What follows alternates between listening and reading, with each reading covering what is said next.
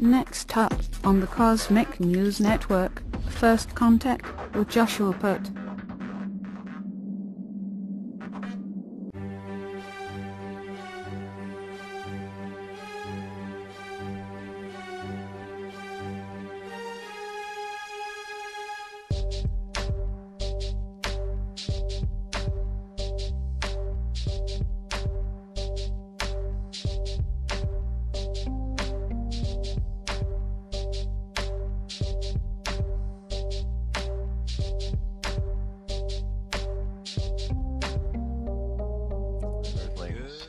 How you doing today? Welcome to First Contact Radio. Glad you could be here.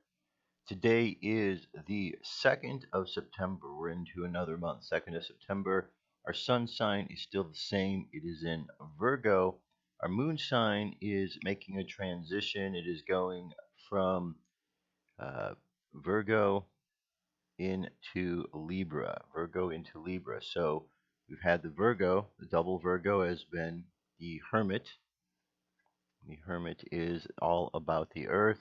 It's all about holding the lantern up high for others to see, to shining that light. And it's an earth sign. We're moving to the next sign here as far as the moon goes, and this is Libra. Libra is an air sign. Libra is all about balancing things out. Air is about the words we express, the words we use, the expressions we make, all in trying to create the world around us. So we want to make sure that we are balancing them out, knowing that our words have effect and that we want to say the things that are going to help us, while at the same time avoid the things that are going to hurt us. All right, that is always the key. So let's look at some of the aspects that we're dealing with for today here on the 2nd. All right, first thing we've got here is we see that 716 was the first aspect we're going to take a look at here today. It's an opposition between the moon sign in Libra, the moon sign in Virgo, and the wounded healer. So we're understanding how it is in this earth that we can bring light and understanding to the aspects of ourselves that need to be healed. Okay, patience and timing is very important, especially as we're going through this Mercury retrograde phase. We want to be patient with things that are happening around us. We have another opposition coming up at 11:38 a.m. This involves Neptune and our sun sign of Virgo. Neptune tells us we're going to have to look at things in a different perspective, the way that our mind is thinking as we're looking into the world, because a lot of things are changing very quickly, and so we want to make sure that we're balanced in that regard. So we've got the opposition here. It's like a teeter-totter. Want to make sure we're nice and balanced as we're going through our aspects, and understand that we need to take perspectives that are different so we can understand where and what we're doing. Getting to the afternoon, 12:18 p.m., Jupiter is going to expand things in the area of our communication, the messages we're delivering. That's what Mercury is all about, the messenger, learning how to channel and deliver the messages that are coming from spirit through us. And so as that expands, as we get more of that information to be able to share, we need to be able to handle that energy properly. Then we get to the evening, 5 p.m. Mercury now is going to be in a conjunction, this time with the moon sign of Virgo. So those two work together. Mercury and Virgo really work well together. So communicating what we've learned, what we've expanded. Now we're going to learn how to communicate that in the way that we share with others. 5:13 p.m., Jupiter is going to jump back into the mix, add some more expansion to what's going on, and then we go void of course. We go void of course until 7:55 p.m. when our moon sign changes to Libra, the air sign that I was talking about, balancing out our world around us, and there we're going to be over the course of this weekend. Okay, the moon phase is currently at 1.6% of the way full. We are in a waxing moon, means we're going up towards the full moon. The full moon is September 16th. On the Jewish calendar, year 5776, today is 29 Av. We're getting to the end of a month here. Going to be moving into the new month as we come into next week. The new month will be Elul, as you could see, but we're right now still in Av. The daily thought for today on the 29th of Av is friction. Our souls are the finishing tool for his handiwork. There are plows he applies to the harsh earth so it will absorb the rains from the heaven, the sandpaper to grind away the coarse surfaces of life, the polishing cloth so that it will glimmer into light from above, the friction that wears us down, those sparks that fly. It is the resistance of this refining process. And if you should ask, how could it be that God's own creation should present resistance to his infinitely powerful breath? In truth, it cannot. When he condenses that breath into a soul, he tightly focuses her power until the harnesses of the world can seem real to her, and then she will be struggle, and in that struggle, she will make the world shine. Okay, so friction is kind of important to some degree or another because it does make things better. And finally, space weather, solar wind, 640.7 kilometers per second. Planetary K index is 3 at the moment, quiet, but we could see that we're going to be in a storm over the next 24 hours as we get affected. As you could see, this wind's going to be blowing all over the place from this corona hole here. So we're going to be feeling that over the course of the weekend. M-class flare possibilities up to 20%. X-class at 1. Geomagnetic storm activity in the mid-latitudes seems to be slightly subsiding from 20 down to 15% as far as being active. In the upper latitudes, things are stable all around, active, minor, and severe regions, 15, 20, and 15% respectively. So, there's our cosmic weather for today. This is what we're dealing with. We're dealing with Earth and Earth, conscious mind, unconscious mind, double Virgo, until we get to later this evening, and now the Earth sign for the moon is going to change to an air. Okay, so air is words and actions. Earth is the physical world. So our conscious mind is looking at the physical world, what's going on in the physical world, but our unconscious mind is going to be making that transition on how we express ourselves in this realm, this physical realm, so we can be more effective in the things that we're doing. All right? All right. UFO news is up next.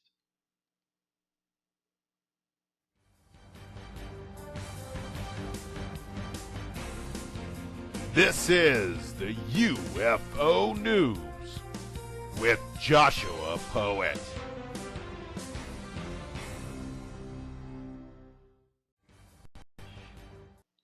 Today on UFO News, I have 5 stories for you. Story number 1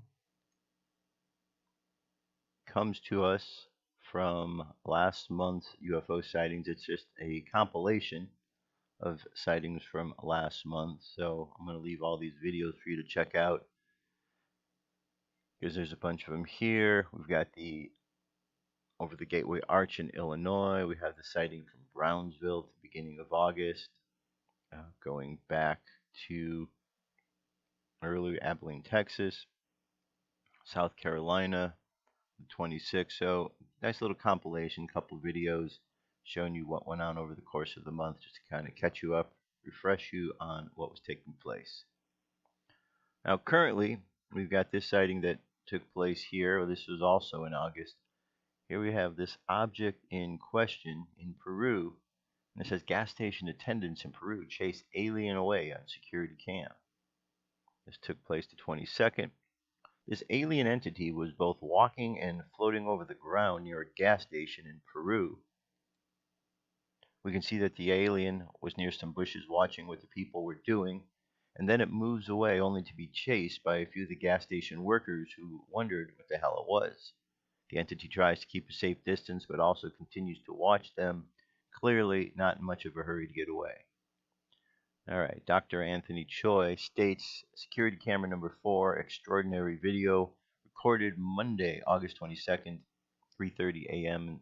hours by a group of night workers in Peru. According to preliminary data and according to the testimony of the witnesses, a strange creature or robot less than a meter high with several legs, a sort of upper dome, different lights, walking and floated to a group faced 10 workers, among which there were armed security personnel. Then, in anticipation of workers, the company went away, crossed the road, apparently being rammed by a huge cargo truck which practically crossed inexplicably. Research is in charge of Dr. Anthony Choi, National Coordinator of the Peruvian Association of Ufology. All right, so there you have it. Let's see if we can take a look here. 2-minute, 34-second video. And we should be able to see something here. The gentleman talking when the object apparently is going to make its approach. Move things forward here.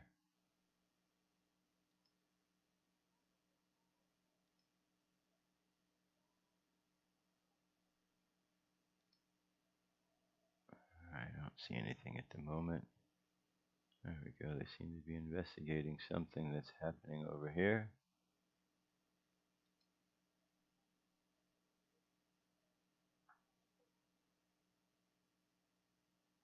Alright, I'm going to have to leave the video for you to check it out. It's the object right there. It seems to be moving. Alright, very interesting, but we got a couple of videos here for you to check out so you can see what it is. I'm going to move to the next story here.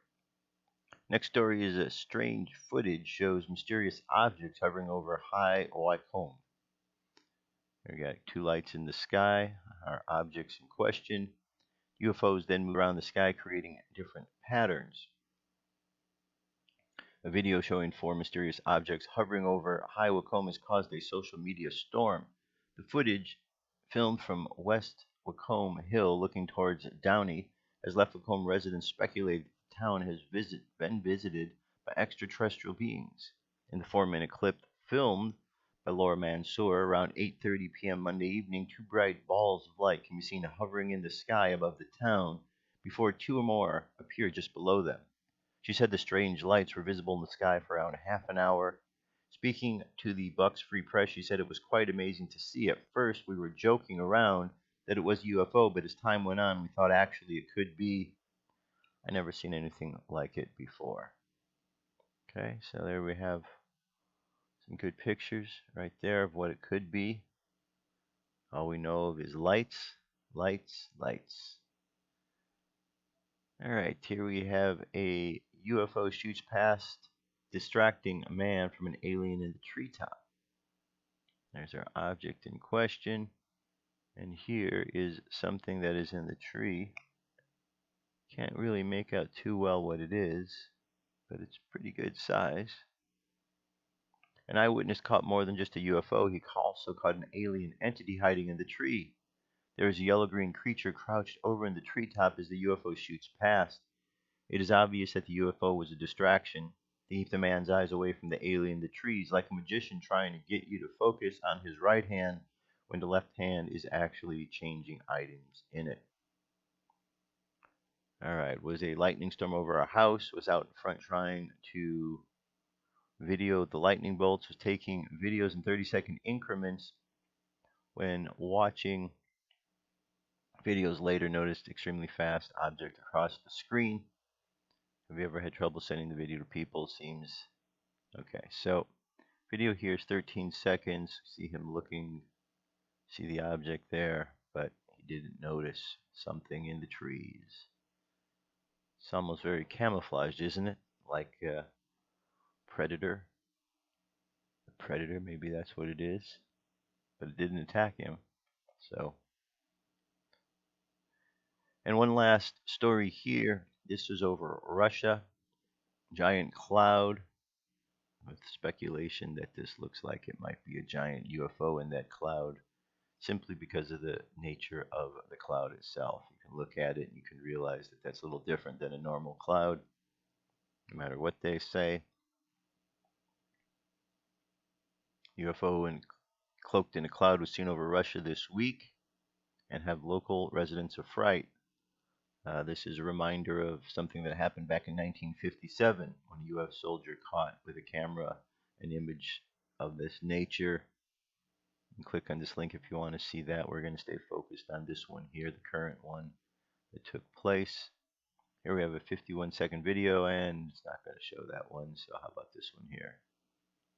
There we go. There's our object in question. Definitely something up there. That's not a cloud. This big bright spot below, it's really lit up here, so it doesn't seem to be the sun because it's pretty localized. Whatever it is seems to be created from whatever this object here is, which, even though it's cloaked, it's really not very much like a cloud, is it? So there you have it. That is our UFO news for today. I'll be back. We shall continue on. Stay tuned. What if our government was responsible for some of the greatest crimes against this nation? Would you really want to know? These are big questions, but these questions deserve answers. It's time to demand the truth.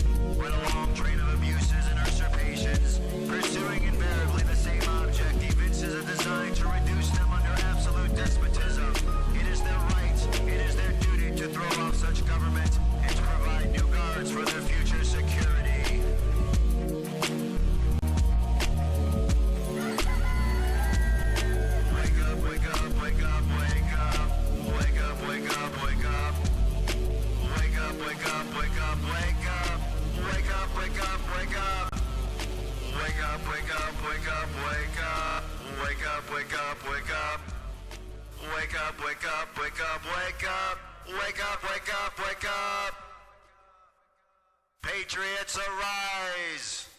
It's time to demand the truth. Okay. Well, we're back. We're back. Time to demand the truth. So I hope everything's coming across okay right at the moment.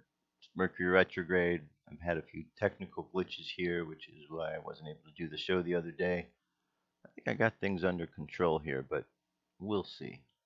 We shall see. I'll have to check when I'm done seeing how this thing was able to record, and if there's a problem, well, I'll figure it out then. So anyway, let's continue on to catch you up on what's taking place. The other day, as you may have heard, there was the SpaceX rocket that blew up, and at the same time, the satellite that Facebook was trying to put out into orbit also crashed and burned, literally. But there was something strange that occurred during the course of this. Let's take a look at this. Okay, what we have here is we have this, and there's a couple breakdowns you're going to see here. First, you see the crash. Now, we're going to do a slow motion looking at this here. So something flew by the rocket when it just exploded. So I'm going to have to stop this as it moves on, just so we can catch the object. Okay, here we go. We're going back.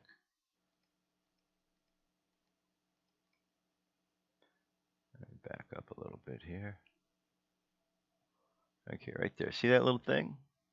There's something right here. Right? I'm circling it with the mouse. You should be able to see it right there. It's a little black object. Little black dot. So now that you know it's there.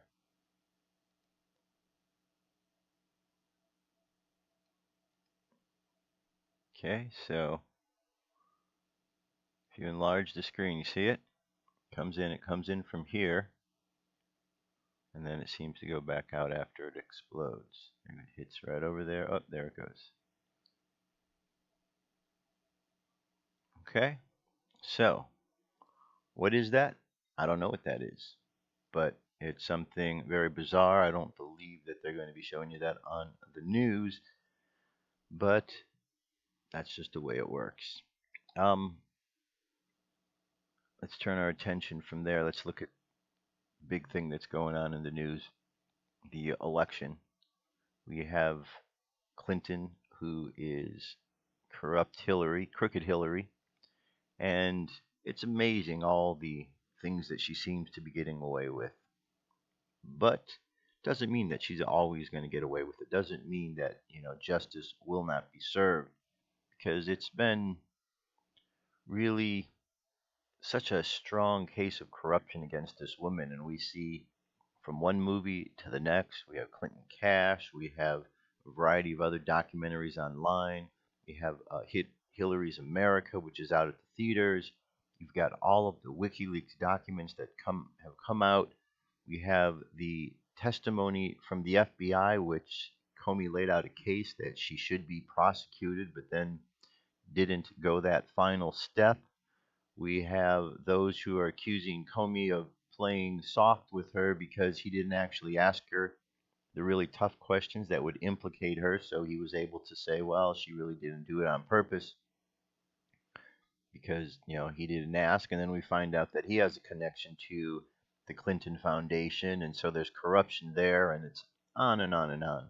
The sad part about all of this is the Federal Bureau of Investigation is really getting a bad name in all of this. Really getting a bad name, and it's kind of despicable, to tell you the truth. Many Americans are losing confidence in the organization. I'm sure J. Edgar Hoover is rolling over in his grave with everything that is taking place, because he was really wanting to get more truth out. He was very covert about many things and had his particular issues, but there was a sense of somebody who was really working to bring to justice those who were causing problems. And over the years, we've seen the FBI bring to justice a number of individuals who have done things that have been wrong. But they are just protecting Hillary, and Comey is doing more disservice to the FBI than I think he could possibly imagine. And then you've got Loretta Lynch with the Department of Justice.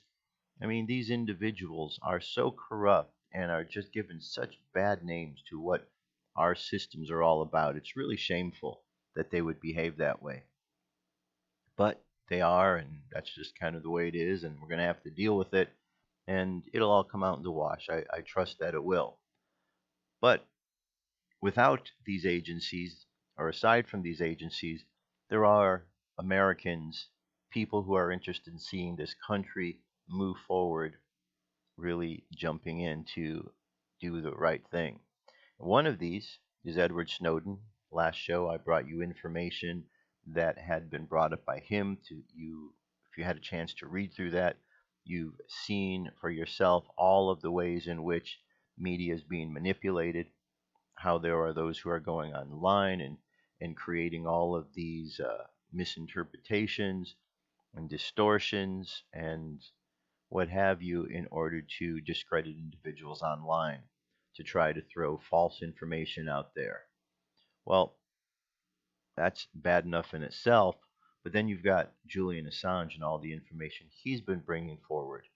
Here's something I want to remind you of because he said this not too long ago, that this was going to be a big month because he says that he's going to leak information that is going to absolutely destroy Hillary. WikiLeaks founder Julian Assange has promised that his next publication on Hillary Clinton will bring her presidential campaign to an abrupt end. Monday, September 26, 2016, Trump and Clinton are due to appear on a one platform together at Hofstra University in Hempstead, New York, in a televised debate to the nation.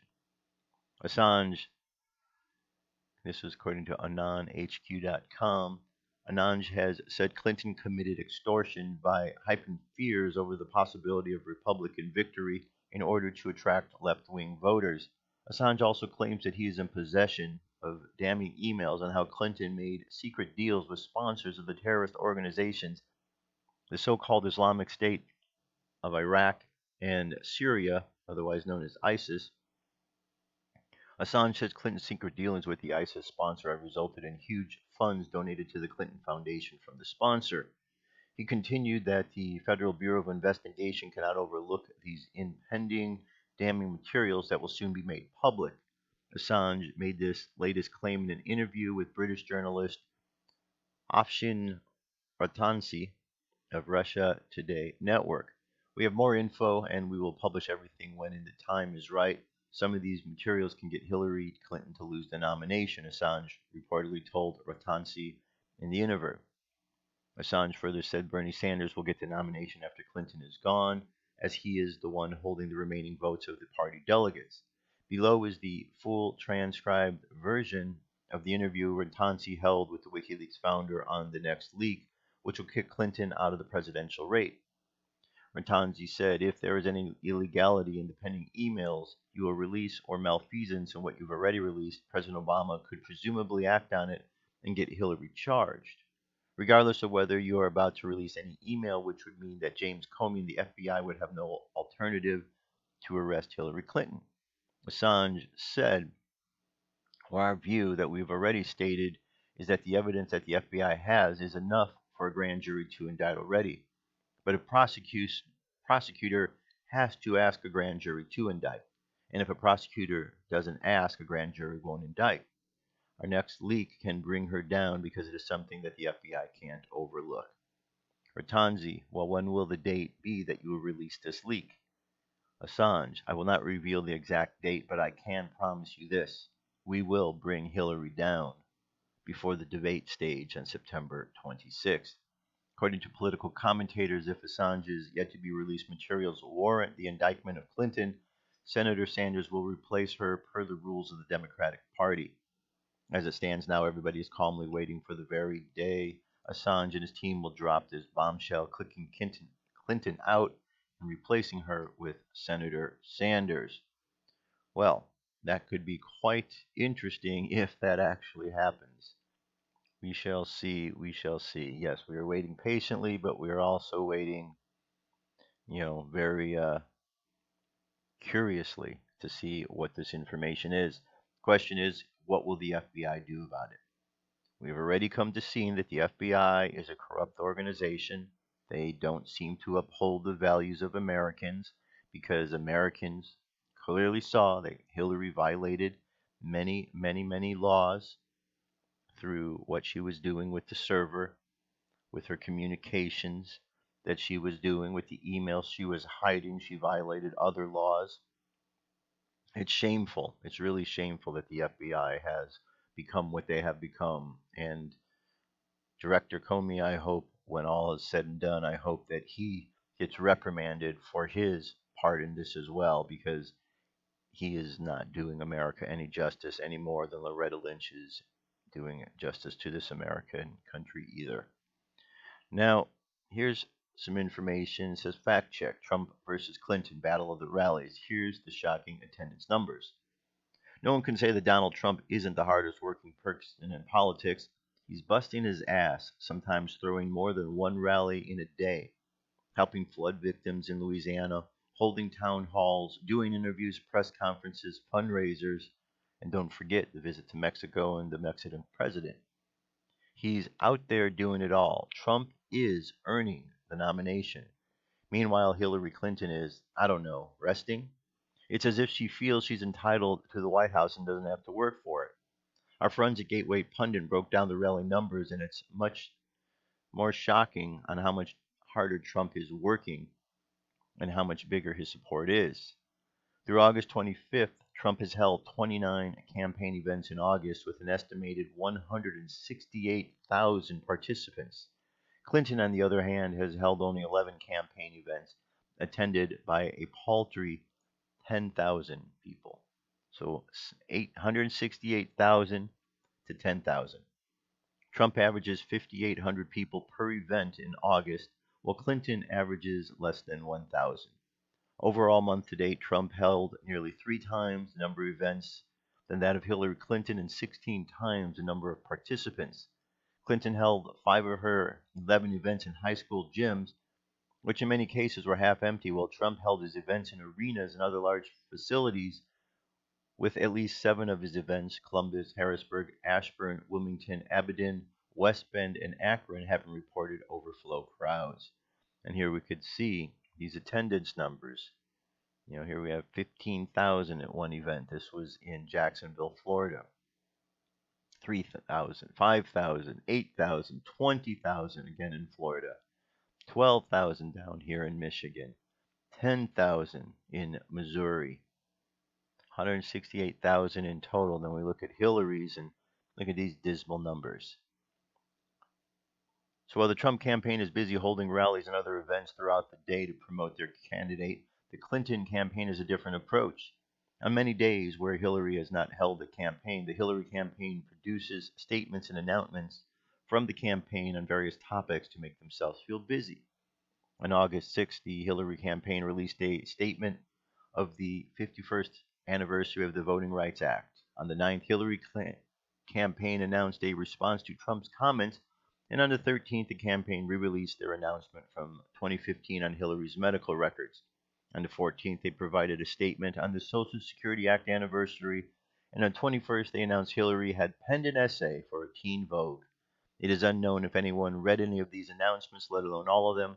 Odds are it is highly unlikely that Clinton herself has read any of these announcements as well. And then, of course, we have some comparisons of his events to her events.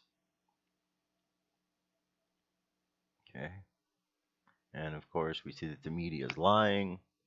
We've seen images where Hillary's using green screens to try to look like her crowds are larger than they are. Okay, it's pretty outstanding, says Anna Marino is a published author. She's the one who wrote this article. Okay, so you can see for yourself, Donald Trump is out there doing what needs to be done to get this nomination, to get himself in office. Hillary's doing nothing, next to nothing. Part of the reason is she has failing health issues. It's not really too difficult to see. If you're a parent out there, do you know when your kid is sick? Of course you do. You're able to look over at your child and you're able to say, hey, something's not right. You don't look well. Now, you don't have to be a parent to do this. Let's say you're a student at school and you see another student that's sick. You know the student's sick because you could tell something's not well. It's just what we've learned in life, to be able to look at another individual. And then when we start putting 2 and 2 together and seeing the different ways in which people are behaving, Hillary Clinton rides around in a big black vehicle that looks like an ambulance that is painted black to look like a limo. But it looks like an ambulance, a black ambulance. And we see her getting in and out of the ambulance, and we see her struggling. We see that she looks tired, got bags under her eyes. She doesn't look well. And then, of course, you have the gentleman who is the neurosurgeon involved with neuromedicine that is continuously around her. He's always got this EpiPen ready to go. She's not a well person. She's not a well person. Dr. Drew pointed out what he thought was wrong with her, and then CNN canceled his show. Obviously, he got too close to the truth. So Why is it important? Well, because some of the reports about Hillary is she's going through spells where she has memory lapses. She's going through moments where she's just talking gibberish or suddenly getting very angry at people around her. How she punched Bill gave him a black eye. We do not need somebody in office who is erratic, who is talking gibberish, and not knowing what they're doing, because this person could fly off the handle and really do something irrational that could be very detrimental to our country. Here's an example of some of that right here. Clinton said treat cyber attacks like any other attack. On Wednesday, Hillary Clinton called for the U.S. to begin treating cyber attacks like any other assault on the country. As president, I will make clear that the United States will treat cyber attacks just like any other attack, the Democratic presidential nominee said. We will be ready with serious political, economic, and military responses. Clinton called for the U.S. to lead the world in setting the rules in cyberspace. If America doesn't, others will, she said. The remarks given during a foreign policy speech at the American Legion Convention in Cincinnati address one of the central challenges the Obama administration has faced in responding to cyber attacks.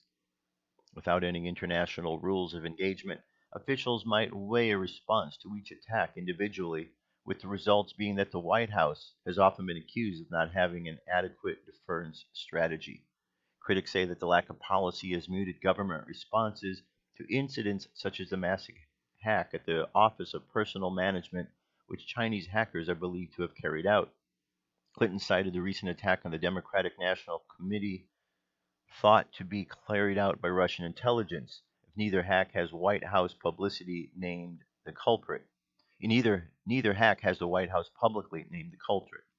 Lawmakers from both sides of the aisle have called for a coherent cyber war strategy, something akin to the Geneva Conventions, which would set a policy for what is considered an act of war in the digital realm. Well, said a White House policy on cyber deterrence released in December took heat from some lawmakers for troubling lack of seriousness and focus. So, part of the problem with this here is she wants to attack other countries.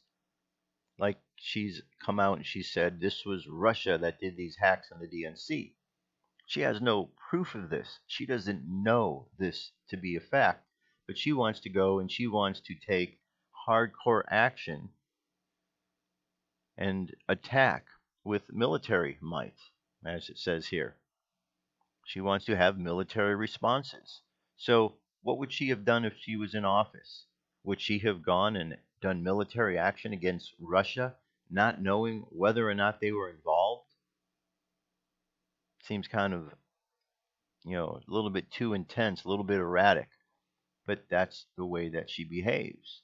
Now, Hillary, what we know from the Clinton Foundation docs, from the movie Clinton Cash, and the stuff about her that's out, she's has had dealings with the Russians. She sold a portion of our nuclear and uranium over to the Russians. So, she's dealing with them on one hand, and the other hand, she's blaming them. It's all a big ruse with this woman. This woman will say anything to get in office. She will say anything. She will betray anybody to get in office. She's just a power hungry woman who doesn't care about the American people. If she did, she wouldn't be saying the things that she's saying and acting the way she's acting. But she doesn't care. Now, it doesn't help that we have systems in place that are protecting her. And some of the big systems in place we know are Google, and Google extends itself out to YouTube, where a lot of people, including myself, put videos. And YouTube is now engaged in another degree of censorship. However, they're claiming that this is something they've been doing all along.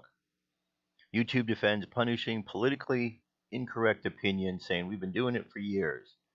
Google-owned platform doesn't enforce rules against large media corporations like CNN or Sony.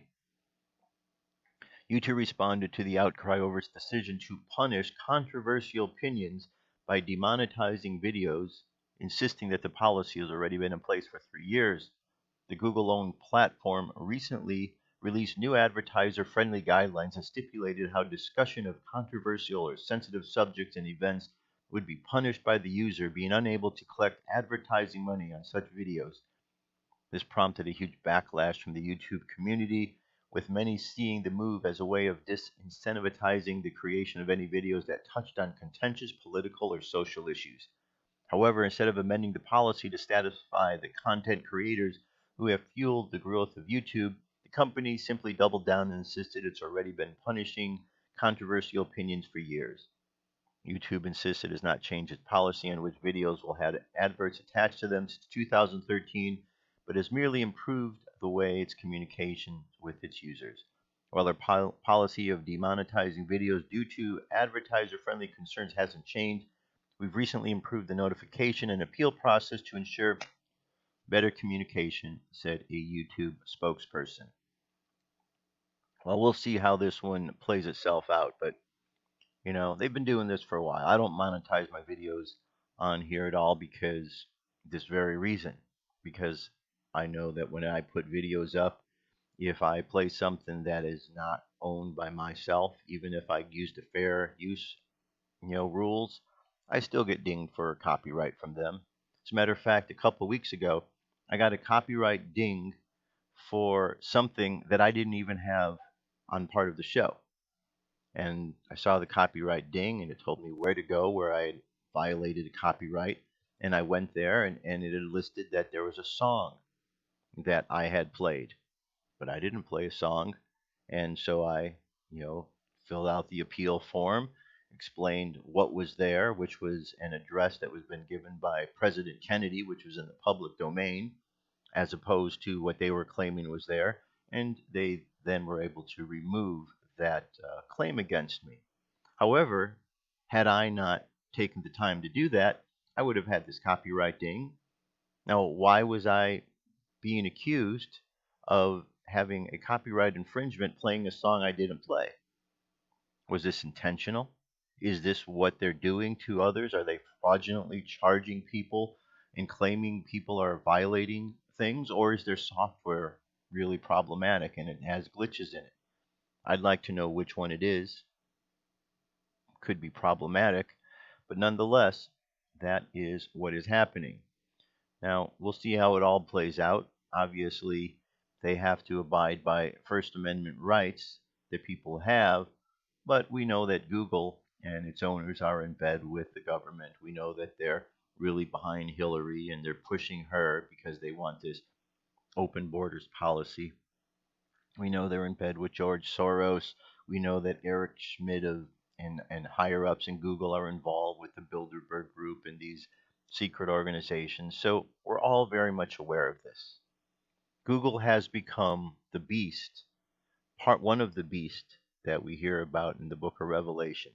There's good things about them because we use it as a source of learning, but there's negative things about them because there are individuals involved with Google that are very greedy, power hungry individuals who are very anti American.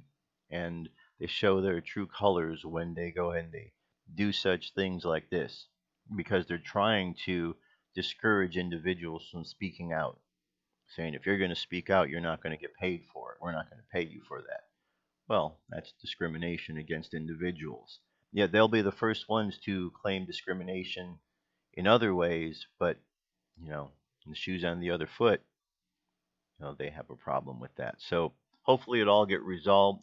Maybe one day Google will actually get a conscience, and start doing things the right way all the time rather than only part of the time. It would be nice, but in order for that to happen, it's going to require people at Google to actually stand on some morals and on some principles rather than on the corruption that they are following and believing in. Okay, so let's change gears here away from the news information. Let's take a look at something that we all deal with. Eventually, we all get to this point where death occurs in our lives. We're usually respond to it in many different ways. Some people are very grief stricken, others are looking at it from a perspective that is nothing to be sad about, but something to be celebrated. because the soul is moving on. That's what the people who are experiencing this outside of the process are feeling. But for the person who's involved in the death process, they're going through something that is different than the person who is not. And for that person, it's a reality that is quite interesting because that's when the person who died really gets to see what's going on. They get to peek behind the curtain. Well, here's an article. Quantum physics proves that death is an illusion. And this is what is being discovered. And we're finding that people are speaking from beyond the grave, which is why this information is able to come to light. It says most scientists would probably say that the concept of an afterlife is either nonsense or, at the very least, unprovable. Yet one expert claims that he has evidence to confirm an existence beyond the grave, and it lies in quantum physics. Professor Robert Lanza claims that this theory of biocentrism teaches that death as we know it is an illusion created by our consciousness. We think life is the activity of carbon and admixture of molecules. We live a while and then rot in the ground, said the scientist on his website. Lanza from Wake University School of Medicine in North Carolina continued that as humans we believe in death because we've been taught to die. We've been taught we die, or more specifically, our consciousness associates life with bodies, and we know that bodies die. His theories of biocentrism, however, explain that death may not be as terminal as we think it is. Biocentrism is classified as the theory of everything and comes from the Greek for life center. It is believed that life and biology are essential to the reality and that life creates the universe, not the other way around. Lanza uses the example of the way we perceive the world around us. A person sees a blue sky and is told that the color that they are seeing is blue, but the cells in a person's brain could be changed to make the sky look green or red. Our consciousness makes sense of the world and can be altered to change this interpretation. By looking at the universe from a biocentric point of view, this also means that space and time don't behave in the hard and fast ways our consciousness tells us it does. In summary, space and time are simply tools of our mind. Once this theory about space and time being a mental construct is accepted, it means death and the idea of immortality exists without spatial or linear boundaries. Theoretical physicists believe that there is an infinite number of universes with different variations of people and situations taking place simultaneously. Lanza added that everything which can possibly happen is occurring at some point across these multi-universes, and this means death can't exist in any real sense either. Lanza instead said that when we die, our life becomes a perennial flower that returns to bloom in the multiverse. Bottom line is that what you see could not be present without your consciousness. Explained Lanza, our consciousness makes sense of the world. By looking at the universe from a biocentric point of view, this also means space and time don't behave in the hard and fast ways our consciousness tells it does. In summary, space and time are simply tools of our mind. Similarly, theoretical physicists believe that there is an infinite number of universes with different variations of people and situations taking place simultaneously. Okay, and here we have this double slit experiment. I'm sure you've heard of this. In the experiment, when scientists watch a particular particle pass through two slits in a barrier, the particles behave like a bullet and goes through one slit or the other. Yet if a person doesn't watch the particle, it acts like a wave. This means it can go through both slits at the same time. This demonstrates that matter and energy can display characteristics of both waves and particles, and that the behavior of the particle changes based on the person's perception and consciousness. Lanza added that everything that can possibly happen is occurring at some point across these multiverses, and this means death can't exist in any real sense either. Lanza instead said that when we die, our life becomes a perennial flower that returns to bloom in the multiverse. He continued life as an adventure that transcends the ordinary linear way of thinking. When we die, we do so not in the random billiard ball matrix, but an inescapable life matrix. All right, and here's a nice little video here explaining the double slit experiment. You know, you've heard the phrase and the idea that it's important where our consciousness is when we die, because that helps us to move on to the next level. We go through this reality in this here on earth, and we are conditioned to accept everything that is outside of ourselves. We're bombarded with information from outside of ourselves, from the things that we see as we're walking through the world, to the things that are beamed to us from televisions or from radios or from communications with other people, everything outside of ourselves. Yet, at that moment when a person dies, it's more of an internal experience, because what is happening in other ways than outside. And that makes all the difference. And so we really need to focus where our attention is going to be, because that will really affect how we are going to be moving throughout this reality. Okay? Okay. So, we're going to move on here. I'm going to do this piece here, Archangel Gabriel's daily message. Let's see if this is going to work out the way I hope it might. Here we go.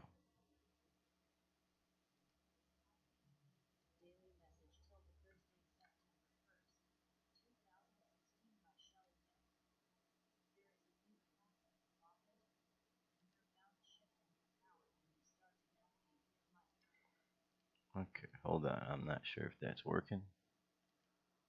Let me make a quick change here.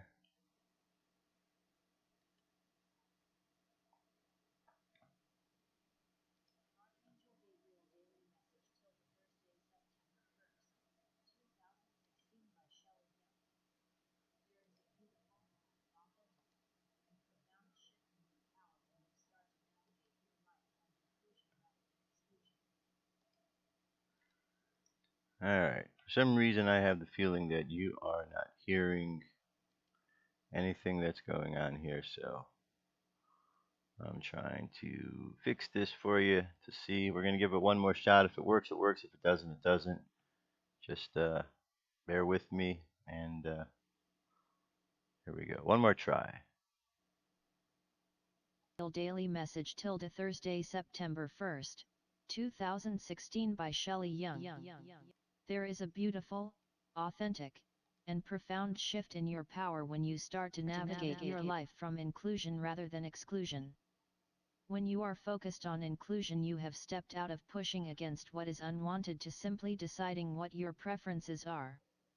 Inclusion is an act of acceptance, of unity consciousness, of love. Inclusion takes you out of the energetic layer that holds judgment, struggle, fighting and rejecting, engaging with what is unwanted, into an entirely new energetic platform that is much more efficient and satisfying to create from. It demonstrates your ability to peacefully choose, rather than fight. Most of all, inclusion finally moves you into the receiving of your own unconditional love and acceptance, demonstrating that you finally see yourself as an honored, divine, worthy, and beloved part of the whole, and thus, embodying your truth and what it is you wish to experience more of. It is through inclusion, dear ones, not exclusion, that you will finally create the peace, support, and joyful expressions of self you've been seeking. Archangel Gabriel. All right, that was a good message. In some ways, it kind of sounds like through the inclusion, what they're referring to is kind of like an acceptance of who we are, what we're about, and as we come to accept ourselves and accept the things that we have to offer, it certainly makes a big difference in who and what we're about and how things work. So, there you go. Let me bring us to our meditation for today, wrap things up. Close your eyes, take a deep breath, and exhale. Take another breath, and exhale again. And another breath, and exhale. Now, just feel this breath as it moves through your body, And feel how easily your body accepts this breath. How it brings this breath gently in, moves it through all of your cells, clears out the old energy, the stagnant energy.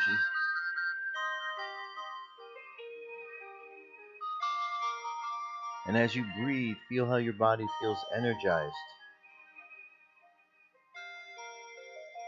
And how this exchange of breath changes and keeps you feeling alive each and every moment. And just think about how this breath has continued to move in and out of your body throughout your whole life.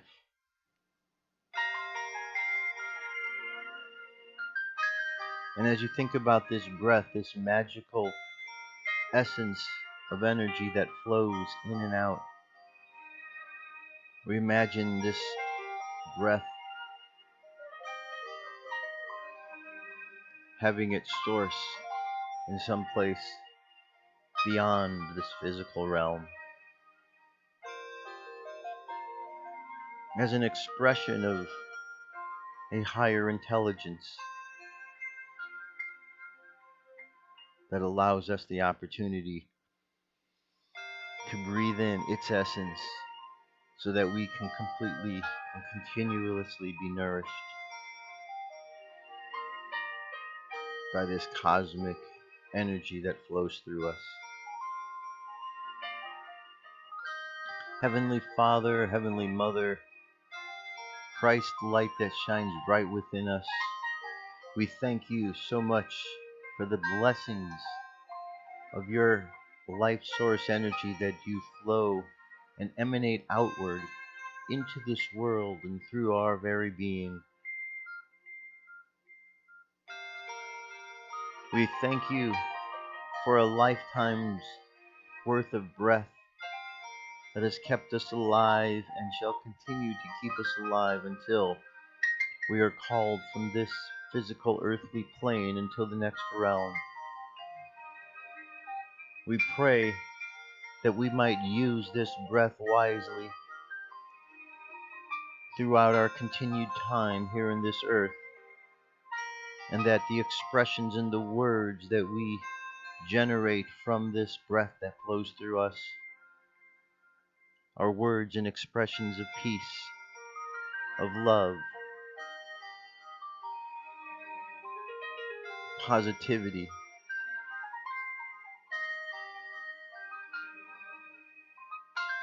healing. So let's let our subconscious mind continue moving along the path of sending out these energies that create and build and nurture and love.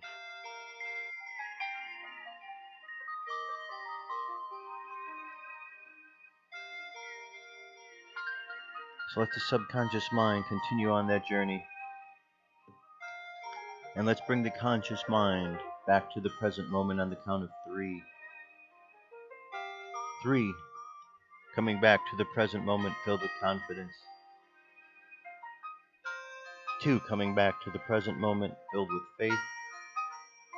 And 1, coming back to the present moment happy, healthy, and whole. Happy, healthy, and whole. Take another deep breath.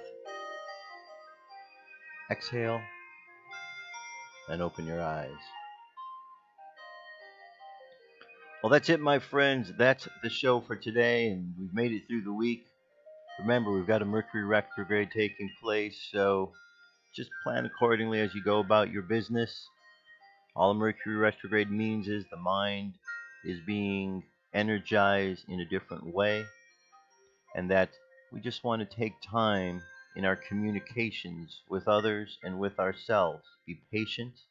Be aware that maybe others might be affected differently than you are, so just be aware. Double check what you're talking about, make sure when you're communicating, you think about what you're saying a little bit more. Be careful when you're driving, and just know that we at every moment have an opportunity just to keep sending positive vibes into the world, to have compassion for those who maybe aren't aware of what's taking place, to help make their journey a little bit smoother. Remember, we're all in this together, and just because there are those who aren't really getting it, we're not supposed to be upset with them. We simply need to have compassion for them, because there's millions of us who are moving along and here to help the planet move along. Eventually, we're all going to get it.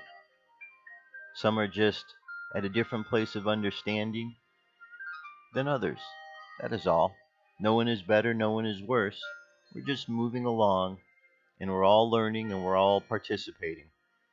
So just enjoy the participation wherever you are, and know that you're exactly where you need to be.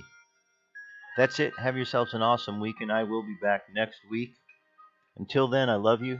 Keep loving each other, and I will talk to you soon. Peace. I'm out of here.